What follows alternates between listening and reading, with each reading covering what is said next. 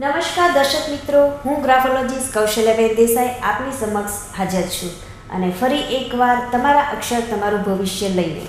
આજે આપણે જોઈએ કે અક્ષરો દર વખતે આપણને કંઈક જુદું પરિવર્તન આપે છે અને ગઈ વખતેનો જે પ્રશ્ન અધૂરા રહ્યા છે એ પ્રશ્ન આપણે અચૂક અહીં આજે લઈશું. અને તમારા અક્ષર તમારા ભવિષ્યની અંદર આપણે સમય અને સંજોગોને આધારિત જીવનની જે પરિવર્તિત વસ્તુઓ છે એ વસ્તુઓને આજે આપણે લઈશું. અક્ષરો અને એની એક હારમાળા બનતી જોવામાં આવી છે. જ્યારે જ્યોતિષશાસ્ત્રની અંદર શાસ્ત્રનો સંપૂર્ણપણે જો ઉપયોગ આપણે આપણા જીવનની અંદર કરીએ તો આપણને એનું ફળ અચૂક મળે છે. જે રીતે આપણને સમજાયું છે કે કર્મ કરશું તો એનું ફળ ચોક્કસપણે મળશે. તો આપણે આજે કર્મ કરશું એનું ફળ આપણને વહેલું કે મોડું, થોડું કે ઝાઝું અચૂકપણે મળતું જોવામાં આવે છે. અને આપણે જોઈએ કે જીવનની અંદર જે સમયને સંજોગોને આધારિત ચાલતા હોય છે એ જ લોકો જીવનમાં આગળ નીકળે છે. પરંતુ ફક્ત એક વસ્તુને પકડી રાખવાથી જો આપણે એની પાછળ વ્યર્થ સમય કરશું તો એ આપણને ખૂબ જ તકલીફદાયક જોવા મળશે. અને હવે આપણે જોઈએ કે તમારા અક્ષર તમારું ભવિષ્ય કાર્યક્રમની અંદર આપણે ગયા એપિસોડની અંદર 2 પ્રશ્નો જે અધૂરા રહ્યા હતા એ પ્રશ્નોને આજે અચૂક લઈશું. ગઈ વખતે જે પ્રશ્ન હતો મનીષ રાજનો, એ પ્રશ્ન આપણે લઈએ. મનીષ રાજ, તમારા ભવિષ્યની અંદર આપણે ગઈ વખતે એવો પ્રશ્ન હતો કે મેં એન્જિનિયરિંગ લાઈન લીધી હોવા છતાં પણ એનું કોઈ ફળ મળતું જોવામાં આવતું નહોતું. તો હું તમને અચૂક કહીશ કે તમારે એ લાઈન કન્ટિન્યુ રાખવાની છે. એમાં જો તમારે હજી આગળ અભ્યાસક્રમ કરવો હોય તો એ તમે આગળ કરી શકો છો. અને ગઈ વખતે જે મેં ઉપાયો સૂચવ્યા હતા એ ઉપાયને જ તમારે શરૂ રાખવાના છે. અને સાથે કે એન્જિનિયરિંગ લાઈનની અંદર આર્થિક સ્થિતિની અંદર જો તમારે આગળ આવવું હોય તો એનો ઉપાય હું તમને અહીં બતાવું છું. પરંતુ એના માટે આપણે હવે કોઈ પ્રકારનો નવો અભ્યાસક્રમ લઈશું નહીં, જેને કારણે આપણે આર્થિક રીતે ફરી આર્થિક ખર્ચો કરવો પડે અથવા તો આપણે એમાં નવો સમય ના બગાડવો પડે એના માટે. અને આપણે મનીષભાઈ જોઈએ કે હું તમને હવે જે ઉપાય બતાવું છું એ ઉપાય તમારા જન્માક્ષરની અંદર શનિ અને ચંદ્રનો વિષયોગ બને છે. અને એની જ સાથે શનિ મહારાજ જ્યારે આપણી કુંડલીમાં બિરાજમાન હોય ત્યારે એ તમને ટેકનિકલ લાઈન અથવા તો એન્જિનિયરિંગ લાઈન અચૂકપણે લેવડાવે છે. જ્યારે શનિચંદ્રનો વિષયોગ બનતો હોય ત્યારે એનું નિરાકરણ કરવું ખૂબ જ જરૂરી છે. તો સૌપ્રથમ તો હું એનું નિવારણ બતાવીશ. શનિ અને ચંદ્રનો વિષયોગ, આ જે વિષયોગ થાય છે શનિ અને ચંદ્રનો, તો આ રીતે તમારે વિધિ વિધાન કરી આવો શનિ અને ચંદ્રનું એક પેન્ડન્ટ તમારે પાણીમાં પધરાવવાનું હોય છે. એક પેન્ડન્ટ તમારે આ રીતે મઢાવી અને સિલ્વરમાં જે રિયલ શનિ અને રિયલ ચંદ્ર 2 ગ્રહોને મિક્સ કરી અને ગળામાં પહેરવાનું હોય છે. જ્યારે શનિચંદ્ર મિક્સઅપ કરીએ છીએ ત્યારે એનો વિષયોગ વિધિ વિધાન સાથે એને પાણીમાં પધરાવવાનો થતો હોય છે.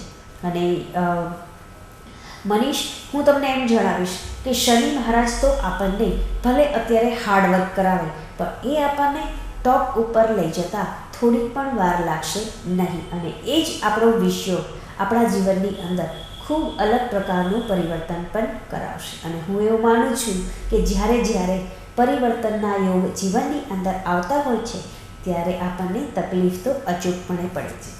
સાથે તમારે શનિચંદ્રનો વિષયોગ છે અને શનિ તમારે પાઘડીએ રહેલો છે તો શનિવાર કરવા, શનિવારે એકટાણા કરવા, ઓમ શનિશ્વરાયના મંત્ર 108 વાર જો તમારાથી રોજ થતા હોય તો તમારે અચૂક કરવા જોઈએ. 10 થી 15 મિનિટ થતી હોય છે પરંતુ 108 વાર શનિના મંત્રો તમે કરી શકો છો. અને આટલું કરવાથી તમારા જીવનમાં એ જ એન્જિનિયરિંગ લાઈન આજથી 4 વર્ષ પછી તમને ખૂબ મોટી સફળતા આપવાની છે. હા, તમારો આર્થિક સ્ત્રોત શનિ મહારાજ વ્યય કરાવે છે તો એને આપણે અચૂકપણે ઊભો રાખી દઈશું. તો એનો ઉપાય બતાવો કે તમારે એ વસ્તુ કરવાની છે. સૌ પ્રથમ વિઘ્નહર્તા, આપણા ગણપતિ દાદા વિઘ્નહર્તા ગણીએ છીએ આપણે ત્યારે મંગળના ગણપતિ આની સાથે ચંદ્રના ગણપતિ અને એક ચાંદીના ગણપતિ, 3 ગણપતિ ભેગા કરવાના છે. અને આ જ ગણપતિનું સ્થાપન તમારે તમારા રૂમની અંદર અથવા ઘરના મંદિરની અંદર કરવાનું છે. વિઘ્નહર્તા ગણપતિ એ ગણપતિને આપણે શું કરશું કે ઈશ્વરની દયાથી એ ગણપતિ આપણને રીદ્ધિ સિદ્ધિ વરસે. અને શનિ મહારાજ જ્યારે આપણને તોડ આપતા હોય ત્યારે એ આપણની રક્ષા કરતા જોવા મળ્યા છે.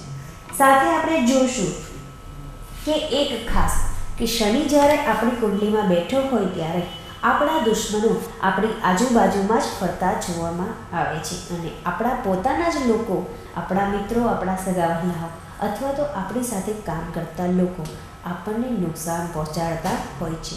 તો શનિ મહારાજ વિઘ્નહર્તા છે. તો શનિ મહારાજને અને શનિ જેની કુંડલીમાં હોય છે એને અપાર દુશ્મનો જોવામાં આવે છે.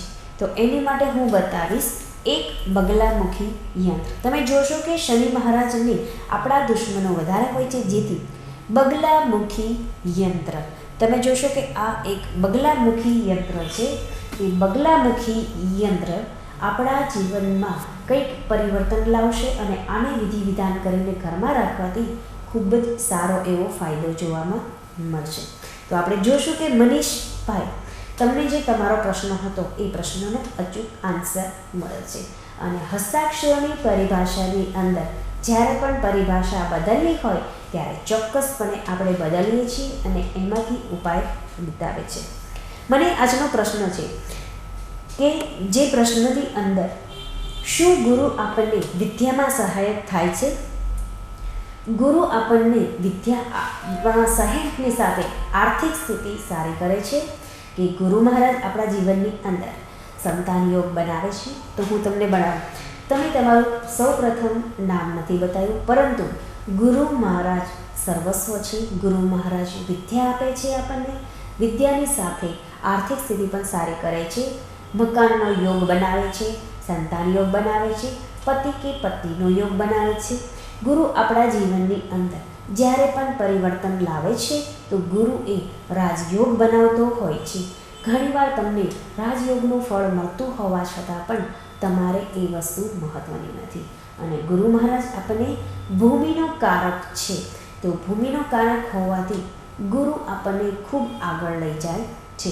તો ગુરુ મહારાજની પૂજા કરવાથી આપણા જીવનની અંદર આર્થિક સ્થિતિ, માનસિક સ્થિતિ, ઘણીવાર ભૂમિના યોગ કે ઘરના યોગ, એની સાથે પરિવર્તન પણ આપણને જોવા મળે છે.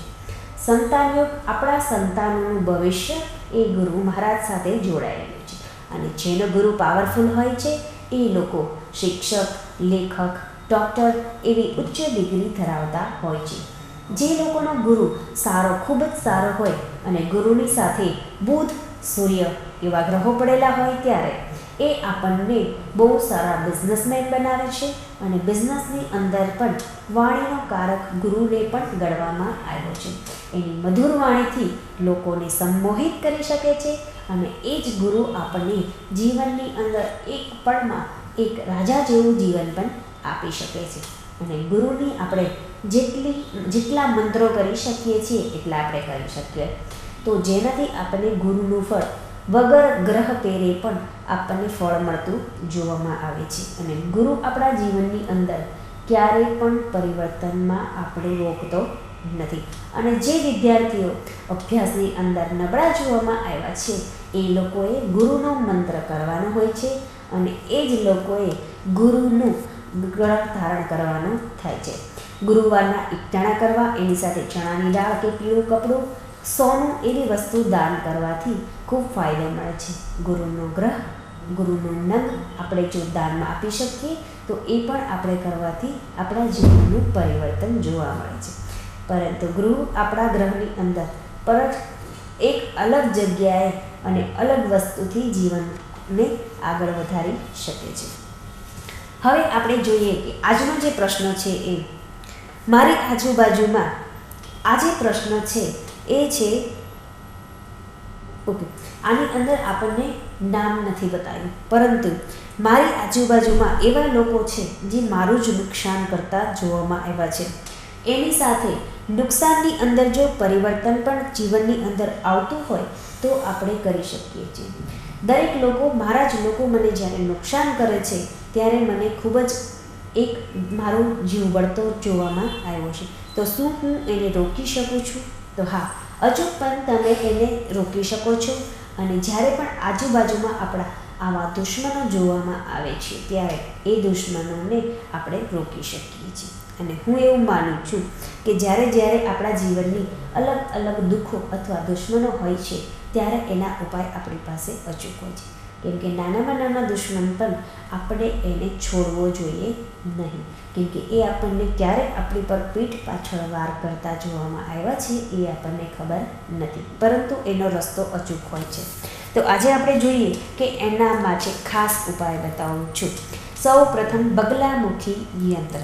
હમણાં જ મેં બતાવ્યું, બગલામુખી યંત્ર દુશ્મનોને હરાવવામાં ખૂબ જ આપણને મદદ કરે છે. અને એની સાથે બગલામુખી સાથે શુક્ર, તમે જોશો કે શુક્ર, રિયલ શુક્રને ગોલ્ડમાં મઢાવી અને પહેરવાનો હોય છે, જેનાથી તમારી વાણી સુંદર અને દુશ્મનો ઓછા બને છે.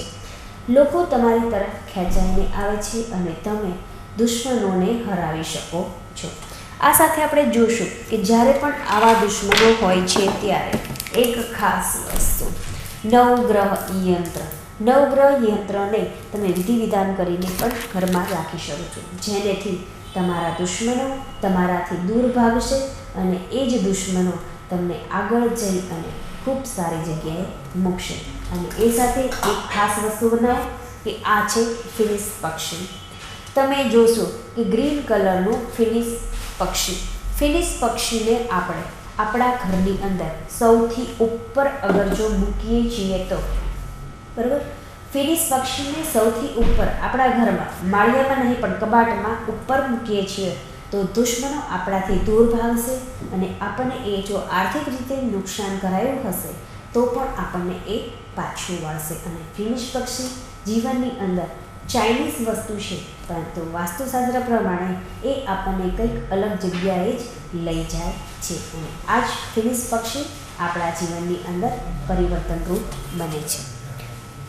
આપણે જોઈએ છીએ કે તમારા અક્ષર તમારા ભવિષ્ય કાર્યક્રમ આપણે અવારનવાર પ્રશ્નોના ઉત્તરો આપીએ છીએ. એની સાથે સાથે આપણે શાસ્ત્રનો પણ અભ્યાસ કરતા જોવામાં આવ્યા છે. શાસ્ત્રને જો આપણે સમજી અને વિચારીને જો એનો ઉપયોગ કરીએ તો એ આપણે જીવનની અંદર ખૂબ જ મહત્ત્વનું છે. આપણે જોયું છે કે મને આજે પ્રશ્ન હતો, ગયા એપિસોડની અંદર કંકુબાનો પ્રશ્ન હતો કે જેને સંતાનમાં પ્રોબ્લેમ છે. તો એની માટે ગોપાલ યંત્ર, સંતાન યંત્ર અથવા તો એની માટે તમે એક ચંડીપાઠ પણ કરાવી શકો છો અને રુદ્રી પણ કરાવી શકો છો. તો આજે આપણે કંકુબાનો પ્રશ્ન જે છે એ પ્રશ્ન આપણે હલ કરીએ. શું કામ? જે અધૂરો પ્રશ્ન હતો એના જન્માક્ષર આજે આપણે પાસે આવી ગયા છે. કંકુબાના જે જન્માક્ષર છે એની અંદર આપણે જોશું કે એક દોષ નાડી દોષ છે, સાથે એક પિતૃદોષ છે. જ્યારે નાડી દોષ અને પિતૃદોષ હોય ત્યારે પિતૃદોષનું નિવારણ અચૂકપણે કરવું જોઈએ અને નાડી દોષનું નિવારણ પણ અચૂક તમારે કરાવવું જોઈએ. અને મેં તમને જે ઉપાય બતાવ્યા હતા, 11 મુખી રુદ્રાક્ષ, 11 મુખી રુદ્રાક્ષ તમારે વિધિ વિધાન કરી અને પહેરવાનું છે. સાથે તમારે એક ચંડીપાઠ કરાવવો પડશે અને નાડી દોષનું નિવારણ પણ અચૂક કરાવવું પડશે, કેમ કે જેના કારણથી એ આપણને જીવનમાં પરિવર્તન લાવી શકે છે અને તમને સંતાનમાં સરળતા બનાવે છે. આ સાથે તમે એકવાર મેડિકલ ચેકઅપ પણ અચૂક કરાવે છે, કેમ કે 4 વર્ષના લગ્ન જીવન પછી પણ જો આ વસ્તુ નથી બનતી તો કંઈક આપણે રાહ જોશું અને રાહ જોવાની સાથે પણ જીવનની અંદર પરિવર્તનતા લાવીશું. અને હવે આજે આપણે જોઈએ કે આજનો આપણો આ સમય પૂરો થઈ રહ્યો છે, પરંતુ આપણે એક છેલ્લો પ્રશ્ન લઈ લઈએ. આજે આપણે જોશું કે આજે એક પ્રશ્ન છે મારી પાસે. ઘરની અંદર એક નાનું એવું મંદિર મૂકેલું છે, બનાવ્યું છે.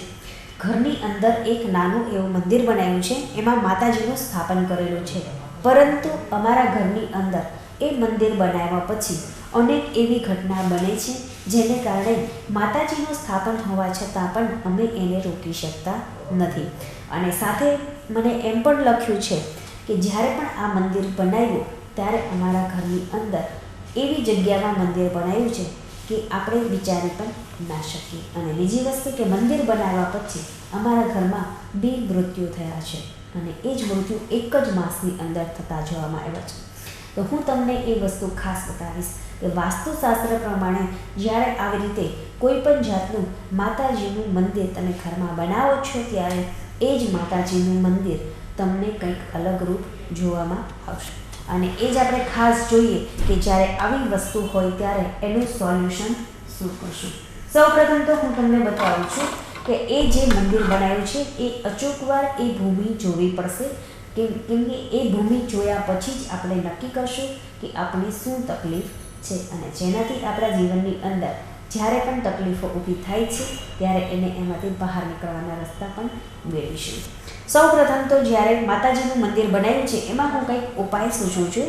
એ ઉપાય તમે કરજો, જેનાથી જો તમને રાહત મળે છે તો આપણે આ વસ્તુ હું ટેમ્પરરી ઉપાય બતાવું છું. જો રાહત મળે તો એમાં આપણે આગળ વધારો કરશું, નહીં તો આપણે આ જે છે એને જ કન્ટિન્યુ રાખશું.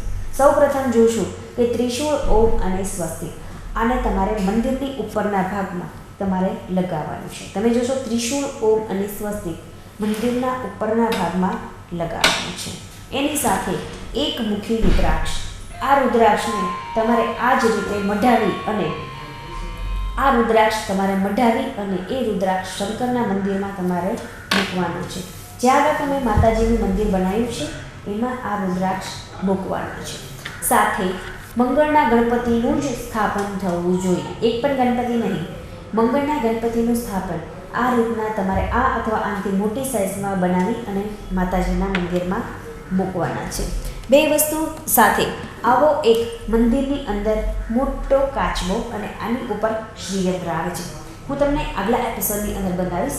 મોટો બધો કાચબો અને એની ઉપર શ્રીયંત્ર મોટી સાઇઝનું તમારે એ મંદિરમાં મૂકવાનું છે, જેનાથી માતાજીનું નેગેટિવ બંધ થશે અને પોઝિટિવિટી શરૂ થશે. અને આ સાથે જોઈએ એટલે કે કદાચ એ જમીન દૂષિત હોય અથવા તો એમાં જે વસ્તુ વપરાયેલી છે એ દૂષિત હોય તો પણ આ વસ્તુ બનતી હોય છે અને એને અચૂક મારે એકવાર ચકાસવું પડશે, પછી હું આનો સંપૂર્ણ ઉપાય બતાવીશ. અત્યારે મેં જે તમને ટેમ્પરરી ઉપાય બતાવ્યો છે એ ઉપાયનું સોલ્યુશન તમે કરી શકો છો. સાથે હું તમને દેખાડું કે આ એક શંખ છે. આવી રીતના 7 શંખ લઈ અને મંદિરનું જે ટીલ છે એ ટીલની ફરતે આ 7 શંખને તમારે લગાવવાના છે, જેનેથી એ શંખનો પ્રભાવ પણ તમને જોવા મળશે.